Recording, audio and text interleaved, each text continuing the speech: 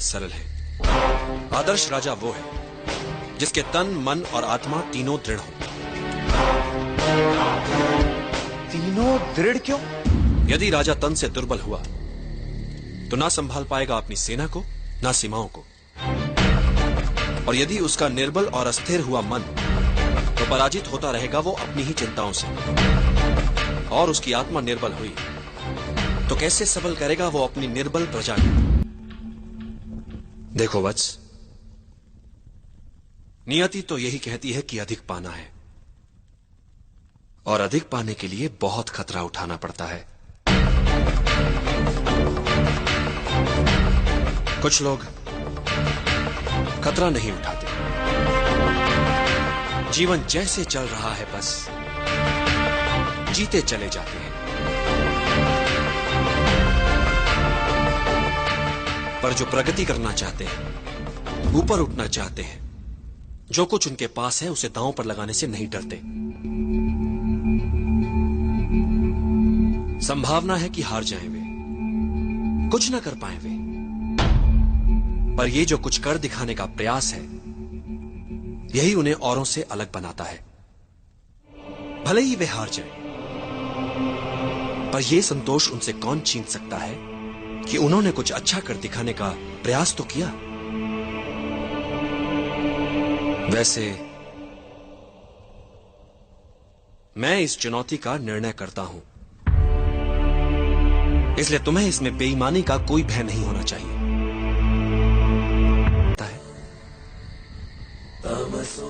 मैं क्या छीन सकता हूं इससे, ये तो तुमने देख लिया, पर मैं इसे क्या दे सकता हूं, ये नहीं देखना चाहोगे। मां से दूरी का दुख सहकर यदि ये तक्षशिला में भावी मगधपति होने की योग्यता प्राप्त कर लेगा, तो कितनों के दुख मिटाने वाला बन सकता है ये। कितनों के काम, कितनों का भला, क्या कुछ नहीं कर सकता ये। और फिर अखंड भारत का सम्राट बन गया तो अपने साथ साथ अपनी मां का नाम भी इतिहास में अमर कर देगा। ये सुख भला मिल सकता है हर किसी को? नहीं, पर समय से पहले व्यर्थ काल्पनिक सोच मूर्खता होती है वत्स। अभी इसकी तीसरी परीक्षा हुई कहां है, उसे तो हो जाने दो।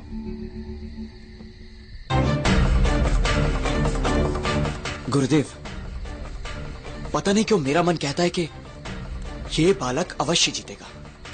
जब स्वतंत्रता के लिए आत्मा को बेचने का प्रश्न सामने आएगा, तब ये क्या करता है, देखते हैं।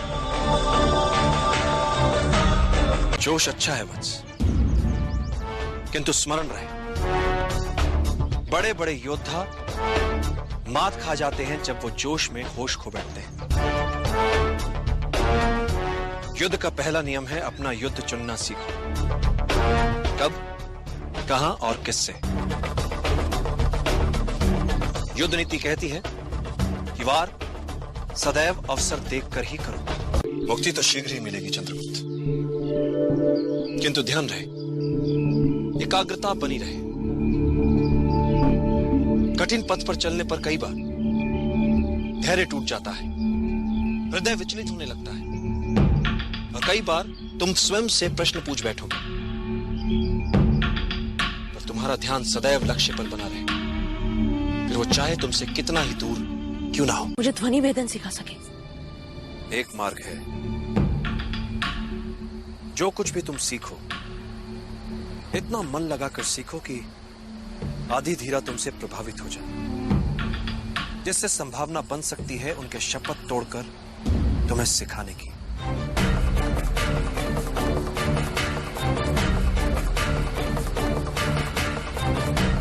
ये सब तुम पर निर्भर करता है। यदि तुम एकाग्रचित हो सको, अपने शरीर के साथ साथ अपने मन पर भी अधिकार कर लो, तो एक साधारण शरीर भी असाधारण कार्य कर सकता है, चाहे जितनी पीड़ा हो। यदि तुम्हारा मन उस पीड़ा को माने ही ना तो। इतिहास में ऐसे कई वीरों के विवरण हैं जिनका सर धड़ से अलग हो गया, किंतु वो युद्ध में लड़ते रहे, रक्त की अंतिम बूंद तक लड़ते रहे। उन योद्धाओं को गौरवान्वित करो, बता दो उन्हें कि अब तुमने संभाला है उनका उत्तरदायित्व। निद्रा भोजन भोग भय, ये नर पशु समान, ज्ञान अधिक इक नरन में, ज्ञान बिना पशु जान। चंद्रगुप्त, पृथ्वी पर कई जीव मनुष्य से अधिक शक्तिशाली थे। गाय, बैल, शेर, हाथी सभी मनुष्य से अधिक बलवान थे, किंतु राज किसने किया पृथ्वी पर? मनुष्य ने। कैसे? बुद्धि से। तुम्हें भी बुद्धि से लड़ने वाला योद्धा बनना है चंद्रगुप्त। यदि तुम अपने लक्ष्य को पूरी एकाग्रता से प्राप्त करना चाहोगे तो आत्मिक बल वो कर दिखाता है कि साधारण लोगों को यह असंभव लगता है। एक महान योद्धा की क्या पहचान होती है चंद्रगुप्त? जो ही वो युद्ध में जीते, विजय उत्सवों में अपना समय गंवाए बिना अगले लक्ष्य को प्राप्त करने की योजनाओं में लग जाए। वीर यात्रा पिछले 15 वर्षों से आज तक इस यात्रा को कोई पूरा नहीं कर पाया, किंतु तुम्हें यह यात्रा सफलतापूर्वक पूरी करनी है चंद्रगुप्त। इनमें और तुम्हारे कवच में क्या अंतर है?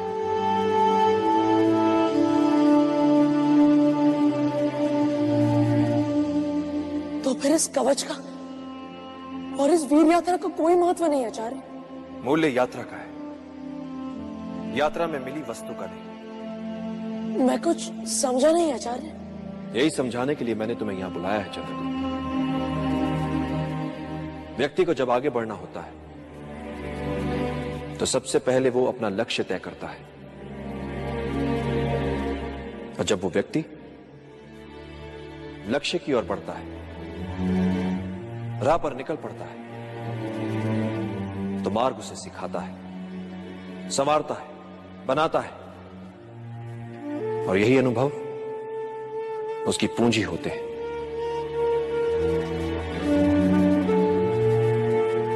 मार्ग पर चलकर लक्ष्य तक पहुंचा जाता है, और मिलने वाली वस्तु मात्र सांकेतिक उपलब्धि होती है चंद्रगुप्त। वास्तविक उपलब्धि होती है मार्ग में मिली सीख। राह में आई हर अड़चन को सुलझाते सुलझाते जो वो हो जाता है, वो यात्रा से पहले वाले व्यक्ति से बड़ा व्यक्ति होता है। इसलिए जितनी दुर्गम होगी यात्रा, उतना ही निखरेगा व्यक्ति। जैसे विजय यात्रा पर जाने से पहले तुम घबरा रहे थे, तुम्हारे भीतर झिझक थी, तुम्हें नहीं लगता था कि तुम दल का नेतृत्व कर पाओगे, तुम्हें यह भी नहीं लगता था कि तुम हर बाधा को पार कर पाओगे, किंतु तुमने ये सब किया, और जो किया उस उपलब्धि का प्रतीक है ये कवच। किंतु क्या ये कवच तुम्हें अजय बनाएगा? नहीं चंद्रगुप्त, ये कवच एक वस्तु मात्र है। महत्वपूर्ण है इस कवच के पीछे छुपा विश्वास। इस विजय यात्रा से मिला तुम्हारे व्यक्तित्व को निखार, यही बनाएगा तुम्हें अजय।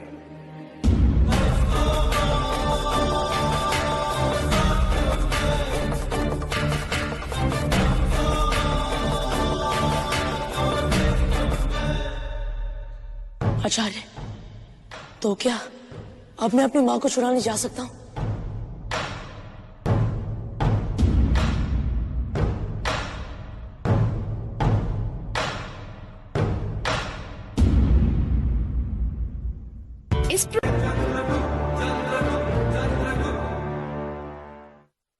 ये कवच एक वस्तु मात्र है। महत्वपूर्ण है इस कवच के पीछे छुपा विश्वास। इस विजय यात्रा से मिला तुम्हारे व्यक्तित्व को निखार, यही बनाएगा तुम्हें अजय।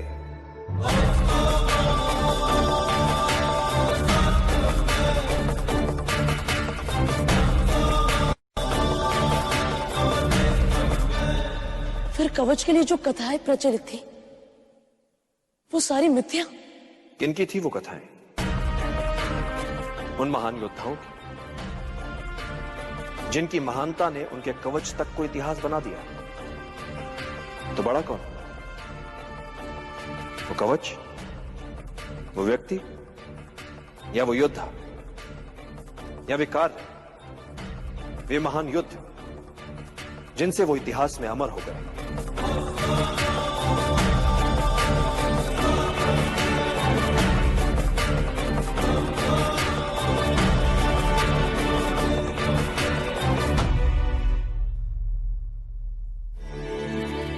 वो व्यक्ति, वो योद्धा, वो लिख चुके हैं अपना इतिहास। तुम्हें अपना इतिहास अभी लिखना है। जीने की इच्छा ही हमारी शक्ति है। जब जीने की सच्ची चाह मन में हो तब मृत्यु को कठिन ही नहीं असंभव मानो। मात्र जीवन, जीवन और हर मूल्य पर जीवन। यदि मन में इसके अतिरिक्त कुछ ना हो तो दुर्बल से दुर्बल व्यक्ति भी साहसी बन सकता है। तुम ये कह सकते हो कि यह लड़ाई तुम्हारी नहीं है। कौन सी लड़ाई लड़ सकते? अपनी या उनकी जिन्हें तुमसे अपेक्षा है, जो निर्बल है? चंद्रगुप्त, जब व्यक्ति के समक्ष दोराहा आता है, जब एक मार्ग चुनना होता है, तब उसका चुनाव दर्शाता है कि वो क्या है, कैसा है, छोटा है, बड़ा, अपने लिए सोचने वाला है या अपने से पहले औरों के लिए सोचता है। तुम्हारे मन और तुम्हारी आत्मा के चुनाव का है। निर्णय कर कि तुम अपनी मन की सुनोगे या अपनी अंतरात्मा। वैसे भी चंद्रगुप्त, जीवन में जब भी कोई निर्णय एक बार कर लो तो पलट कर मत देखो, क्योंकि पलट पलट कर पीछे देखने वाले इतिहास नहीं बनाते। इन सभी गांव वालों के प्राण जा सकते थे। असफलता से सीखना आवश्यक होता है चंद्रगुप्त।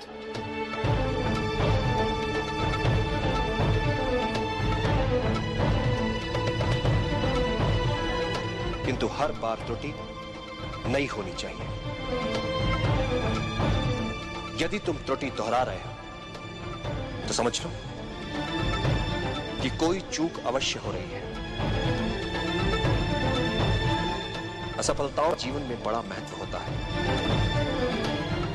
ये तुम्हें विनम्र बनाती है, शत्रु तक का आदर सिखाती है।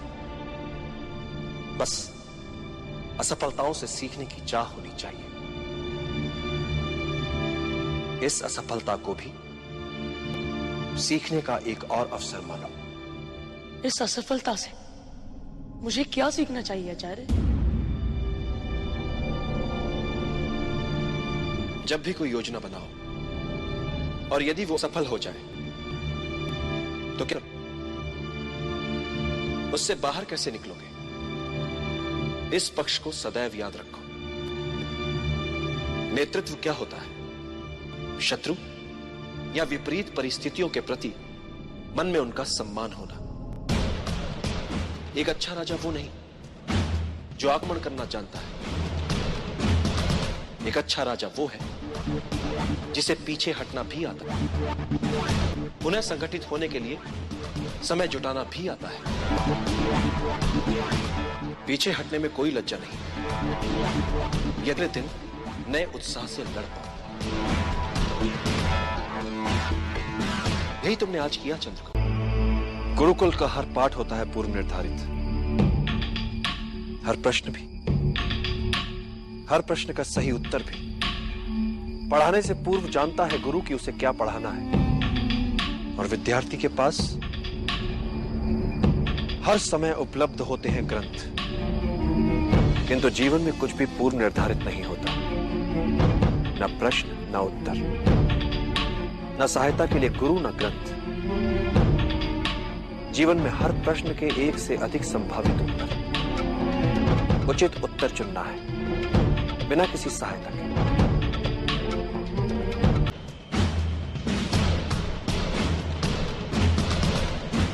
जब तुम्हारे समक्ष एक से अधिक विकल्प और निर्णय लेना कठिन हो रहा तो एकाग्रचित होकर, ध्यान लगाकर अंतरात्मा को सुनने का प्रयास करो। अंतरात्मा के संकेत नियति को स्वरूप देते हैं। नकारात्मक सोच बुरी होती है भद्र। ये एक प्रकार की संक्रामक बीमारी होती है जो अपने आसपास सब में निराशावादी दृष्टिकोण ही फैलाती है। इससे बचना चाहिए। सदैव सकारात्मक ही सोचना चाहिए।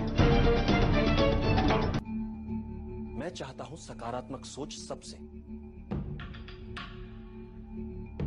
योजना मात्र कल्पना भी लगे तब भी उस पर विश्वास करो और उसे सच बना दो। हर बड़े कार्य से पहले उसका सपना देखा जाता है और फिर उसे मूर्त रूप दिया जाता है। मात्र इच्छा शक्ति, बस यही एक मूल मंत्र है हर सफलता के पीछे। इच्छा करो, दृढ़ता से चाहो और फिर उसके लिए मर मिटो। विजय सदा तुम्हारा वरण करेगी।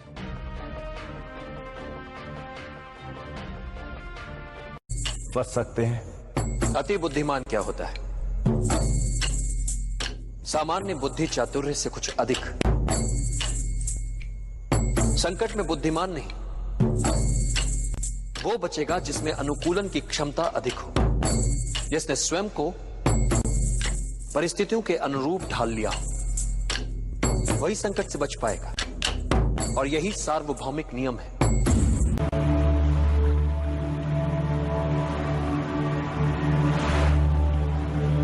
यह अवसर है पुनर्जन्म का। देश के हित में क्षात्र धर्म से मर मिटने का अवसर है ये। फिर जीने का अवसर है ये। गौरव जो मिट चुका है देश का, उसे पुनः पाने का अवसर है ये।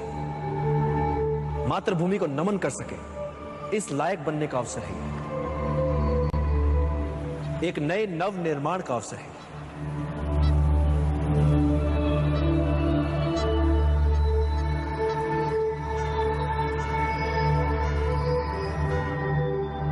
निर्णय आपको लेना है। चाहे तो आप सब अपनी पराजय के साथ जीवन भर सर झुकाकर पशुवत जी सकते हैं, या फिर अपनी मातृभूमि के लिए अपना सर्वस्व न्यौछावर करने के महाअभियान में मेरा साथ दें। मेरा सदा पराजय की अनित्यता में विश्वास रहा है। अनित्य होती है पराजय। व्यक्ति चाहे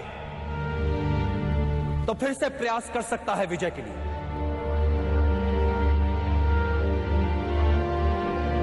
जब वो मन से पराजय को स्वीकार करता है तब वो होता है पराजित। कई बार मन से पराजय को स्वीकार करने वालों को, हार से हताश होने वालों को इस बात का पता ही नहीं होता कि जब उन्होंने साहस छोड़ा तब वो विजय के कितने निकट थे। हर पराजय विजय यात्रा के मार्ग में आने वाली एक अनुभव मात्र होती है। ऐसा अनुभव जो हमें कुछ और सिखाता है, हमारी कमियां हमें बताता है, हमें विजय के और निकट ले जाता है।